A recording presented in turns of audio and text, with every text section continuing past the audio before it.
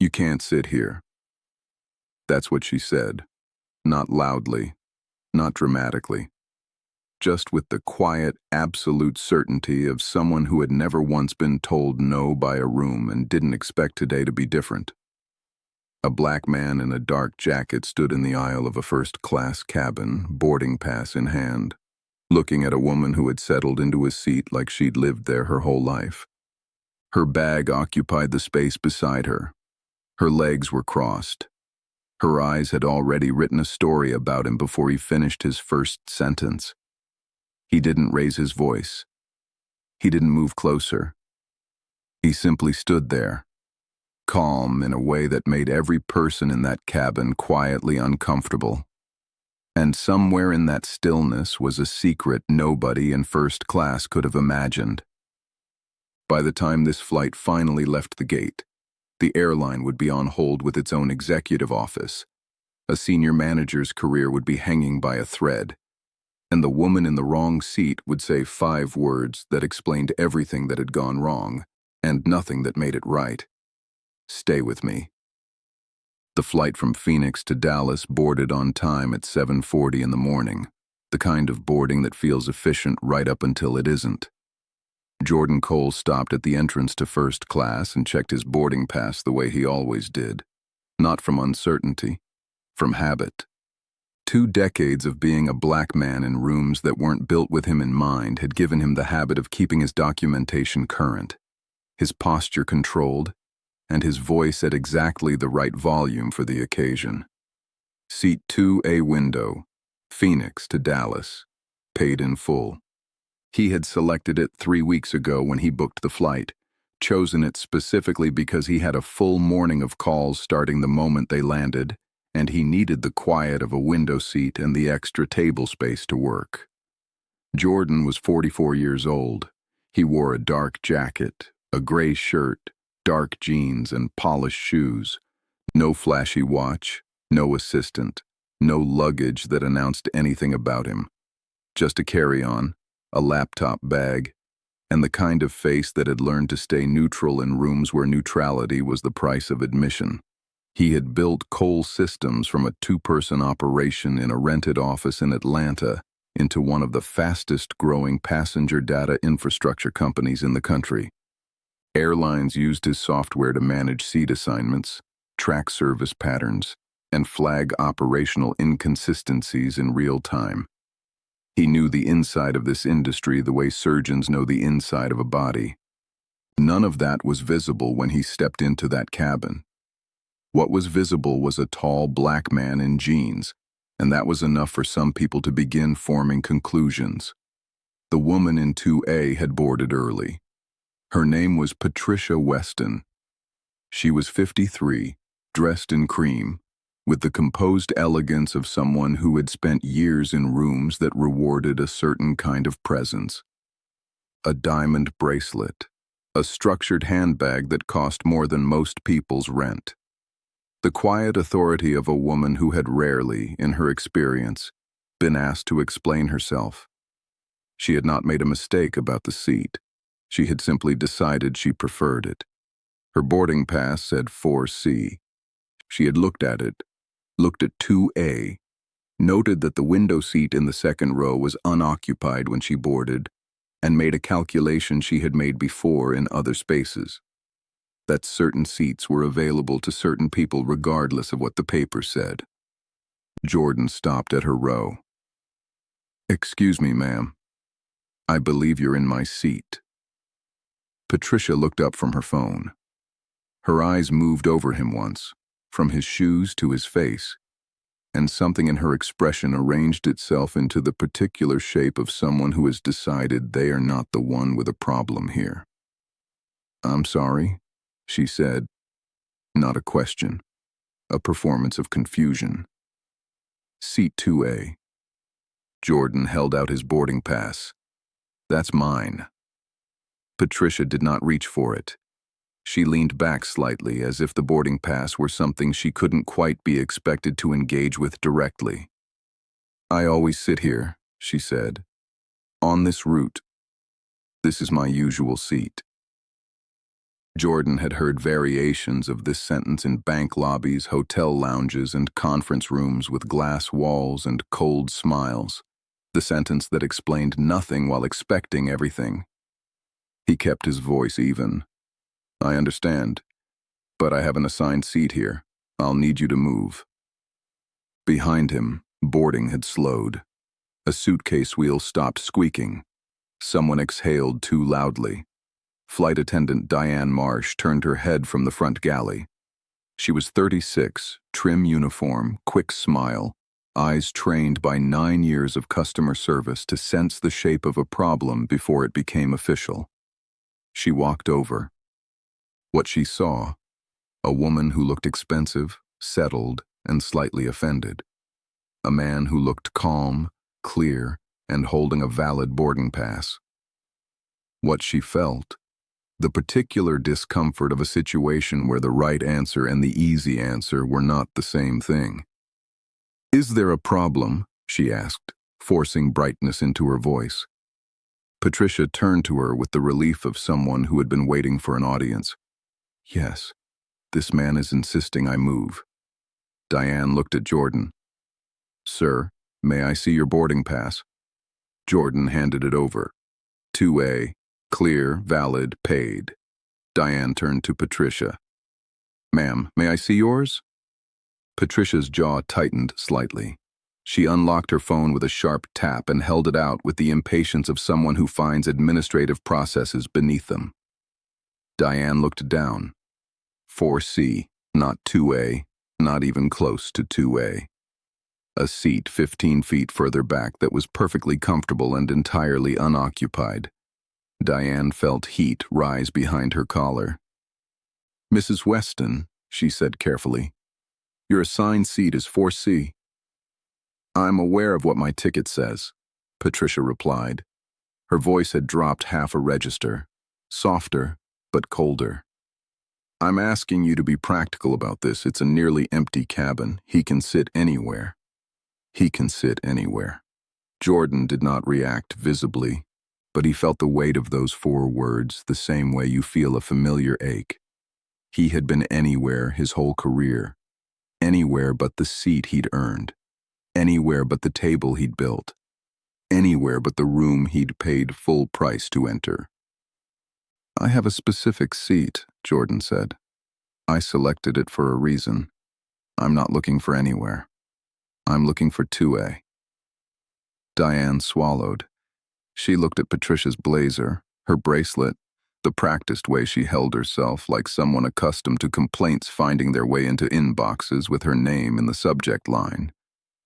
Then she looked at Jordan, steady, quiet, entirely in the right. "Mr. Cole," she said, and something in her voice had already made its choice, though her words hadn't caught up yet. "I understand this is frustrating.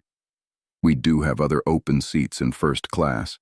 I could move you to—" "No," Jordan said. The word was clean. No heat in it, just final. Diane blinked. "This is my seat," Jordan said. "I paid for it. I selected it. My pass says 2A. Her pass says 4C. There's no version of this that requires me to move." A murmur moved through the nearest rows. Not loud, just real. A retired schoolteacher named Gloria Hines, seated in 3A, folded her hands on her lap and looked at Patricia Weston with the expression of a woman who had spent 31 years recognizing exactly this kind of situation and was no longer surprised by it, only tired. A man in row 4, a logistics consultant named Ray Timmons, who flew this route twice a month, had already put down his magazine. Patricia straightened. "I will not be spoken to this way," she said. "I've flown this airline for 12 years. I am a premium member. I know how to handle a situation like this." Jordan looked at her. "A situation like what?" he asked. His voice was quiet, genuinely curious in the way a question is when the person asking already knows the answer. Patricia's mouth opened, then closed. the cabin had heard the question. Everyone was pretending they hadn't. From the galley, Diane's supervisor, senior cabin manager Russell Holt, appeared. He was 51, silver-templed, pressed vest, the walk of a man who managed problems the way a contractor managed costs, efficiently, with minimal structural change. He surveyed the scene in under 3 seconds and made the same calculation Diane had made, just faster. The woman looked like a complaint. The man looked like a complication. "What seems to be the difficulty?" Russell asked. Patricia answered before anyone else could breathe. "This man is making a scene. I was seated peacefully and he has 2A, Gloria Hines said from across the aisle. Quiet, clear, unapologetic.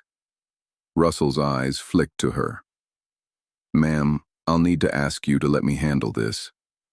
Gloria looked back at him steadily. "Then handle it correctly."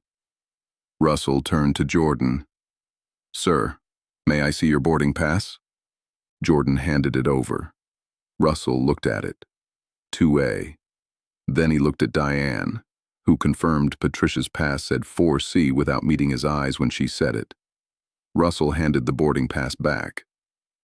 "Mr. Cole," he said, voice measured, "I understand your frustration, but in the interest of an on-time departure, I'm authorized to offer you an upgrade to our premium window seat in row 1, additional miles, and a full meal credit. That seat is actually superior to—" "You're asking me to give up my seat," Jordan said. Russell's smile held. "I'm offering you an alternative. You confirmed I'm assigned to 2A. Yes, sir. You confirmed she's assigned to 4C. That's correct. And your solution is to move me." The smile lost some of its shape. "I'm offering you. You're offering me a reward for surrendering something that belongs to me," Jordan said. "That's not a solution. That's an incentive for the wrong outcome." A few people in nearby rows had stopped even pretending not to listen. Ray Timmons lowered his magazine completely. A young woman in row 3, a social worker named Keisha Banks flying home after a conference, had already opened her camera. She wasn't holding it up yet, but her thumb was ready. Patricia Weston leaned forward toward Russell and lowered her voice. "Not enough.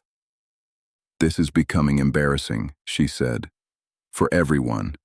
Just put him somewhere comfortable and let us move on. Put him somewhere." Gloria Hines pressed her lips together. Jordan looked at Patricia. "Mrs. Weston," he said, "I have been put somewhere my entire life. Not today." The cabin went completely still. Even Russell Holt stopped arranging his expression. Patricia's face flushed. "You people," she started, and then caught herself. But the beginning of the sentence had already left the gate. Keisha Banks pressed record. Gloria Hines closed her eyes for one moment and opened them slowly. Russell recovered his professional footing. "Mr. Cole, I'm giving you a final opportunity to accept alternate seating. If you decline, I'll need to contact the captain." Jordan looked at him steadily. "Contact whoever you need to contact," he said. "I'll be standing here." Russell picked up the service phone. Captain David Marsh stepped out of the cockpit 2 minutes later. Broad shoulders, silver temples, 4 stripes, the kind of presence that quieted rooms. He assessed the scene. He heard the summary from Russell. He confirmed Jordan's boarding pass was valid and Patricia's was not 2A. And then, with all of that confirmed and on the record, he turned to Jordan and said the thing that changed everything. "Sir, I'm going to ask you one final time. Accept the alternate seat so we can depart." The cabin understood what had just happened. The captain had the facts. He had made his choice anyway. Jordan reached into his jacket. He took out his phone. Not quickly, not with any performance.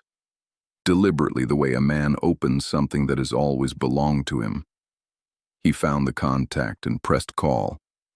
It connected on the first ring. Jordan. A woman's voice. Sharp, alert, already reading his tone. "Are you on the plane?" "I'm on the plane," Jordan said. He kept his eyes on Captain Marsh. "There's a situation." Sandra Webb had been Jordan's chief operating officer for 8 years. She had never once heard him use the word situation on a personal call and mean anything small by it. "Tell me," he told her. Clean, precise, surgical. Seat 2A confirmed his. Passenger confirmed in wrong seat. Crew confirmed both facts. Crew still asking him to move. Captain just made the same request on the record in front of a full first-class cabin. Sandra's voice cooled by several degrees. "Put me on speaker." Jordan tapped the screen. "This is Sandra Webb, Chief Operating Officer of Coal Systems. Who is the senior airline representative present?"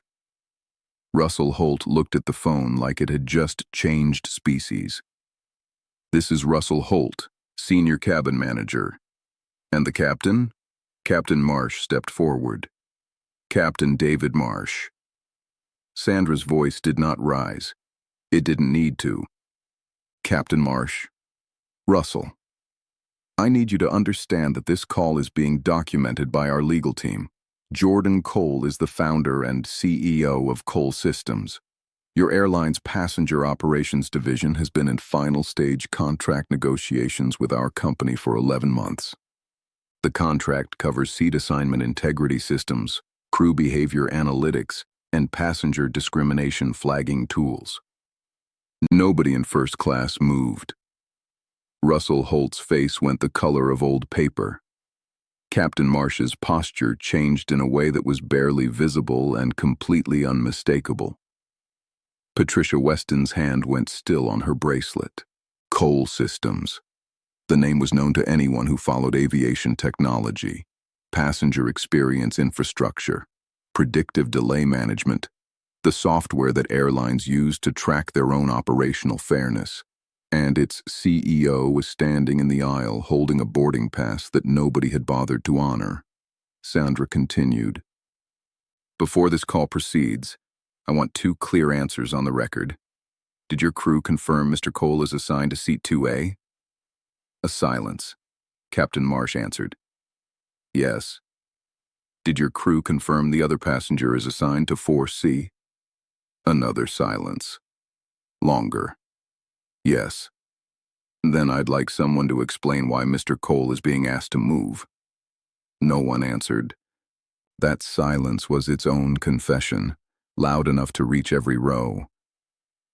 Patricia's eyes moved from face to face. The composure she had worn since boarding had developed a visible crack. Russell Holt looked at the floor. Captain Marsh looked at Jordan the way a man looks when the ground has shifted under him and he's still calculating how far. Sandra's voice came through the speaker one more time. Captain Marsh, I suggest you correct this, not quietly, clearly, in front of everyone who watched it happen. Captain Marsh turned to Patricia Weston. Mrs. Weston, he said. His voice had lost everything that had been in it before. You'll need to move to your assigned seat. Patricia blinked. I'm sorry? Seat 4C. Her mouth opened, closed, opened again. The performance of injury she had prepared had nowhere to go. After all of this, she said, you're going to embarrass me. Gloria Hines spoke from across the aisle. One sentence. Quiet. You did that yourself, honey. A few passengers murmured. Ray Timmons nodded once. Keisha Banks kept her phone steady. Her expression was not triumphant. It was sad, the way a face goes when it sees something it has seen too many times and still hoped wouldn't happen again. Patricia gathered her handbag with stiff, jerking movements. She stood. For one moment she was in the aisle beside Jordan, close enough that he could have reached out and touched her sleeve. She didn't look at him. "I didn't know who you were," she whispered. Jordan turned his head slightly toward her. "That was never the point," he said. She stopped walking for exactly 1 second. Then she continued to 4C, each step watched by the cabin she had once expected to command. Diane Marsh, no relation to the captain, stepped forward and wiped down the seat with a fresh cloth, though it needed no wiping. Her hands moved with the nervous precision of a woman making a gesture because the real apology was too large and too late. "Mr. Cole," she said softly, "your seat is ready." Jordan looked at her for a moment, not with anger, something heavier, the disappointment of someone who expected better and has stopped being surprised they didn't get it. "Thank you," he said. He sat down in 2A. Sandra Webb's voice came through the speaker one final time. "Russell, Captain, legal will follow up. Please retain all internal records, crew logs, and passenger communications from this flight." The screen went dark. The cabin took a breath. Then the gate agent appeared at the aircraft door. Her face had the particular focus of someone who has just received a call from 3 levels above her. She walked directly to Russell and spoke quietly into his ear. Russell's expression went through 4 different things in under 2 seconds. She turned toward the cabin.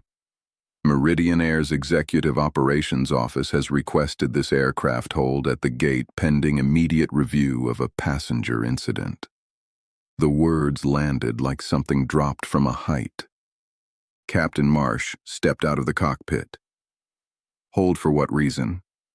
The gate agent's eyes moved briefly to Patricia in 4C, then to Russell near the galley, then to Jordan in 2A. "Pending review of a discrimination complaint," she said.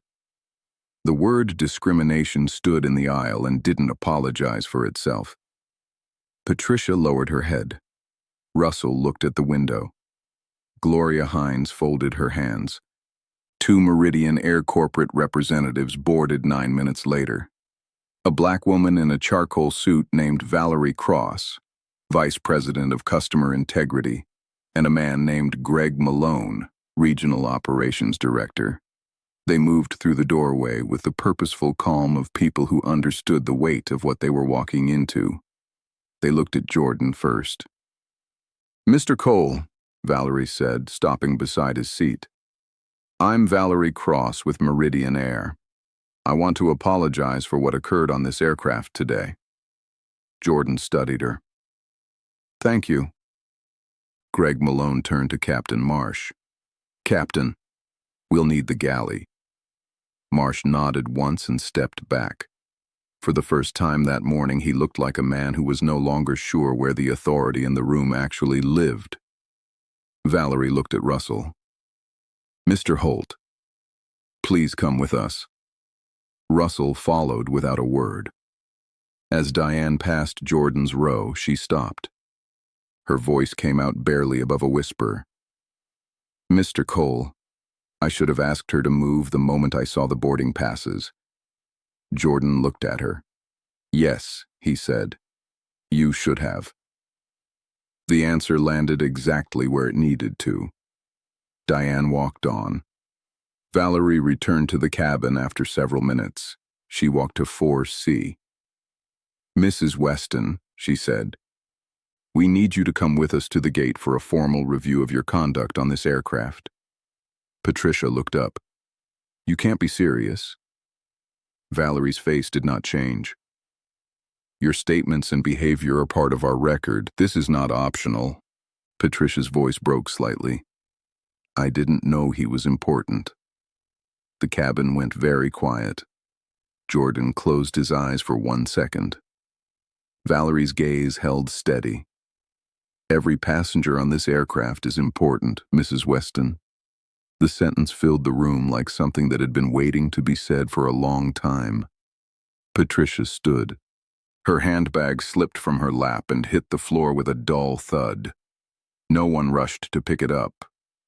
She bent and retrieved it herself, and walked toward the front of the plane with the particular walk of someone who has lost an audience they didn't realize they needed.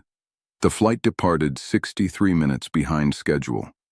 By the time the wheels lifted off the runway, Keisha Banks's recording had been viewed by 40,000 people. By the time they crossed New Mexico, Meridian Air had issued its first internal suspension notices, and Cole Systems had formally paused contract discussions pending review of the incident. By the time Jordan landed in Dallas, the story had traveled further than the flight. Jordan Cole stepped off the plane without having raised his voice once. He collected his bag from the overhead bin. He walked up the jet bridge. He called Sandra back and said 2 words. "Thank you." Then he went to work. That was the thing people kept coming back to when they shared the video, when they talked about what they had seen on that flight. Not the power, not the title, not the contract worth hundreds of millions of dollars. The fact that he had never needed any of it to be right. He had been right from the moment he stopped at row 2 with a boarding pass in his hand and a quiet certainty that didn't waver once, not when Diane hesitated, not when Russell offered miles, not when the captain told him to comply, not when Patricia whispered that she hadn't known who he was. He had known who he was the whole time. And that, in the end, was the thing no seat assignment could give and no woman in a cream blazer could take away. Power can be taken from you. Dignity cannot, unless you hand it over. Jordan Cole did not hand it over, not even for a window seat.